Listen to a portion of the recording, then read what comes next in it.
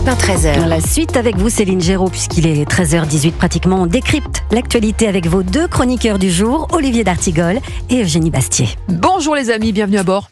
Bonjour. Voilà, c'est reparti pour une semaine. On ne s'ennuie pas décidément dans ce studio à Europe 1. Forcément, l'actualité est riche. Alors, les élections législatives, bien sûr, ce second tour avec cette surprise et cette question. Maintenant, on va où ? On fait quoi ? Qui va piloter l'avion ? On va en parler. On va justement écouter à ce sujet Benjamin Haddad, député Renaissance élu dans la 14e circonscription de Paris et porte-parole du parti Renaissance qui lui propose tout simplement de tendre la main aux Républicains. L'un des messages qui est envoyé par les Français, déjà dans l'Assemblée précédente, je voudrais le dire, c'est travailler ensemble. Soyez capables de négocier, de faire des compromis, comme le font tous nos voisins européens qui font des grandes coalitions, qui parfois arrivent à négocier texte par texte. Mais il faudra le faire avec un projet et des lignes directrices très claires. Ce qui veut dire aucune espèce de compromission, ni avec le Rassemblement national, ou avec la France insoumise. Et là, il y a aussi une autre force qui, à mon avis, a un rôle important à jouer, c'est les Républicains. Est-ce que les Républicains veulent rester dans une opposition stérile, ou est-ce qu'ils ont envie de gouverner, faire avancer le pays? Benjamin Haddad, qui clairement tend la main aux Républicains, Olivier d'Artigol, et c'est vrai qu'aujourd'hui c'est quand même un joyeux bazar, pour rester poli, avec un flou artistique qui dure, 3 blocs, et voilà, cette majorité parlementaire... J'entends bien ce qui vient d'être énoncé, mais les faits, la réalité politique et arithmétique est têtue. Le bloc central plus LR canal historique, ça ne fait pas une majorité. D'accord. Et d'ailleurs, on se retrouve avec 3 blocs. Aucun de ces 3 blocs n'a plus de 200 élus, je prends ce chiffre-là. Vous vous souvenez, la semaine dernière encore, on se disait est-ce qu'à 250, le RN y va ou pas, 270, il pourrait y aller. Là, vraiment, tout le monde est sous la toise des 200, et avec une cite le jour d'après, au final, personne n'a la solution politique et arithmétique. Eugénie Bastier, avec un président qui temporise pour le moment, qui gagne du temps aussi, qui cherche effectivement à trouver des solutions, des accords. Je vois que 2 options possibles, soit une majorité relative du NFP qui se met d'accord pour mettre un Premier ministre et qui peut tenir tant bien que mal jusqu'au budget à l'automne, en faisant un gouvernement très à gauche qui peut faire un certain nombre de mesures de gauche par décret, pas forcément en passant par la case de l'Assemblée nationale, soit effectivement cette option d'un grand gouvernement du centre qui avait déjà été mise en œuvre au lendemain de la Seconde Guerre mondiale en excluant les gaullistes et les communistes d'un côté, mais avec le centre au milieu. La question qui se pose effectivement, c'est celle des LR. Est-ce qu'une partie des socialistes pourrait, je pense, accepter de rejoindre un tel gouvernement ? La question, c'est celle des LR.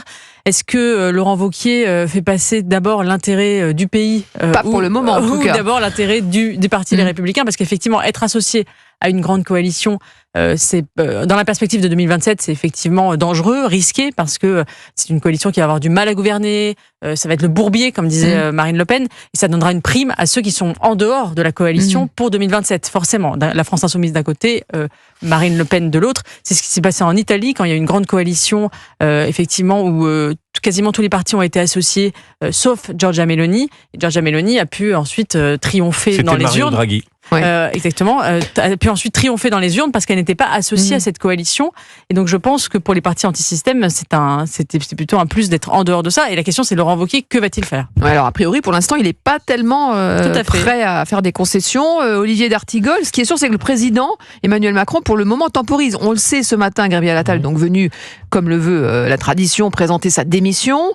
Démission qui pour il a demandé de faire de l'intérim en quelque sorte, et on se dirige vers un gouvernement par intérim jusqu'au 18 juillet, jusqu'à la nomination du président du Perchoir. La fumée blanche ne sortira pas dans les toutes prochaines heures ni les prochains jours. Le camp présidentiel sera très attentif à la situation le 18 juillet dans l'hémicycle, puisque là, il y a un moment, un rendez-vous politique avec l'élection d'un président à l'Assemblée nationale et de vice-présidence. Ça donnera un peu la couleur, l'ambiance d'une nouvelle Assemblée nationale, donc pour laquelle il ne peut pas y avoir de dissolution dans l'année qui vient, et qui sera un véritable chaudron. Donc là, le 18, il y aura quand même une indication politique. C'est loin le 18 juillet, enfin c'est loin et c'est près, c'est 10 jours.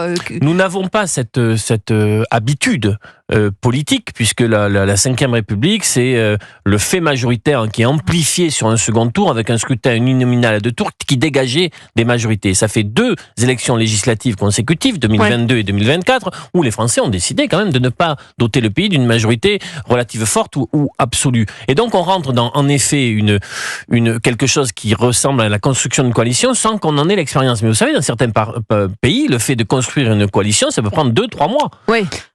Donc, oui, Eugénie Bastier, vous pensez que ça va durer aussi longtemps ? Désolé. Oui, moi je pense qu'on était dans une crise politique et que maintenant on rentre dans une crise de régime. Je pense que la Ve République ne fonctionne plus. La Ve République est faite, ne marche pas en cas de tripartition de la vie politique. C'est un système qui marche avec une alternance, avec deux forces politiques de droite et de gauche et un petit parti au centre. En cas de tripartition, on le voit, elle est bloquée. La Ve République est bloquée parce qu'il y a 30% de l'électorat autour duquel il y a un cordon sanitaire qui peut s'allier avec personne et qui reste prisonnier et qui emprisonne en même temps certaines problématiques comme la question de l'immigration qui est cruciale pour beaucoup de Français mais qui ne peut pas trouver de débouché politique.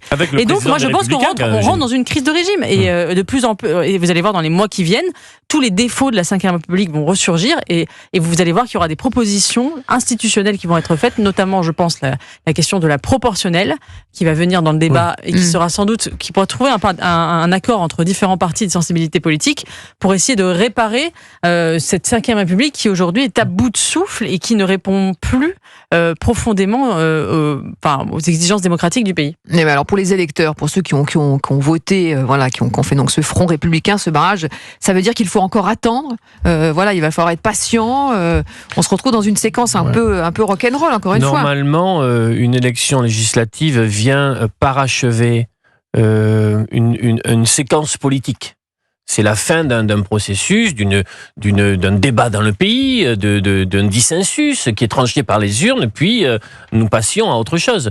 Là, pour la première fois, l'élection ne vient pas conclure quelque chose, mais vient ouvrir une période qui est marquée d'abord par le saut de l'incertitude. Mais alors avec et bien qui, évidemment, justement, on le ressent dans le pays par rapport aux discussions au petit café le matin, ou dans nos familles, ou avec nos amis, en disant tout le monde est un peu sur l'idée, mais que va-t-il se passer maintenant ? Et il va falloir s'accorder aussi, accorder ses violons au sein de la majorité, parce que d'un côté on a Aurore Berger qui dit surtout pas de France Insoumise, de l'autre côté on a Maud Bréjon qui dit va falloir c'est ni LFI ni les ERN, ni les LR, comment vont se passer les accords là, ça risque d'être une tambouille électorale qui va continuer. Au sein du nouveau Front Populaire, moi je pense que les seules personnalités qui peuvent émerger et faire un consensus, ce ne sera ni des personnalités du Parti Socialiste, ni de la France Insoumise, puisque les Insoumis ne seront jamais d'accord avec les socialistes, et les socialistes jamais d'accord avec la France Insoumise. Donc ce sera probablement une personnalité des Verts, et évidemment Marine Tondelier paraît pour moi la plus crédible, pas d'un point de vue politique, mais en tout cas celle qui a le plus de chances d'emporter l'adhésion et du nouveau Front Populaire. On va écouter François Bayrou justement sur cette alliance électorale qui est trop divisée pour régner. L'union de la gauche a des attitudes et des choix politiques qui sont incompatibles entre eux. Quand M. Glucksmann s'exprime, il dit à peu près le contraire de ce que Jean-Luc Mélenchon dit. Et les répartitions des forces entre eux, ils ont signé un programme, mais ce programme est incompatible avec ce que un très grand nombre de Français pensent de l'avenir de la France. Ce programme est incompatible avec l'Union européenne et donc vous esquissez un paysage d'une France ingouvernable là. Non, je ne crois pas qu'elle soit ingouvernable. Je pense que les chemins existent. Alors un chemin existe ou pas, Olivier d'Artigol ? Parce que Glucksmann, Mélenchon, on a compris, c'est mariage impossible. Et dans ce sas de décompression dans lequel on est actuellement, avant ce 18 juillet, il y a tellement de choses qui peuvent se passer. Vous le voyez comment ? Il y a une volonté, il y a un chemin, mais il faut faire. François Bayrou essaye de rester dans le jeu, parce que là, ça consulte beaucoup, ça téléphone, ça évalue, ça envisage. Mais en tout cas, c'est l'une des données aussi du vote de hier soir. La main est revenue. Le président revient dans le jeu. Il a fait vraiment une semaine à minima, il n'a quasiment rien dit. Là, il revient dans le jeu pour 2 raisons. D'abord parce que c'est le président qui nomme le Premier ministre. et il est aussi maître de nouveau des horloges. Il peut très bien laisser un intérim du côté de Attal et de l'équipe actuelle. Mais encore une fois, tout va dépendre de pas uniquement de l'incarnation, mais du projet. Pas de dissolution pendant un an. Est-ce qu'il peut y avoir 2-3 idées fortes, prioritaires, autour desquelles se constitue donc cet arc qui va du centre gauche à LR compatible, avec une incarnation qui pose problème à personne. Bon, c'est ça, on fait la quadrature. On va continuer à en parler, on a beaucoup de choses à dire, notamment du côté de la gauche, où le plus dur commence aussi, puisqu'il se retrouve en tête à l'issue de ces élections législatives. On reste ensemble, on se retrouve dans quelques instants sur Europe 1. Et oui, si les auditeurs d'Europe 1 veulent réagir, si vous avez des choses à dire sur le résultat de ces élections, sur les conséquences, eh bien vous nous appelez au 01 80 20 39 21. On vous attend, 01 80 20 39 21. Vous écoutez Europe 1, 13h avec Céline Géraud. À tout de suite.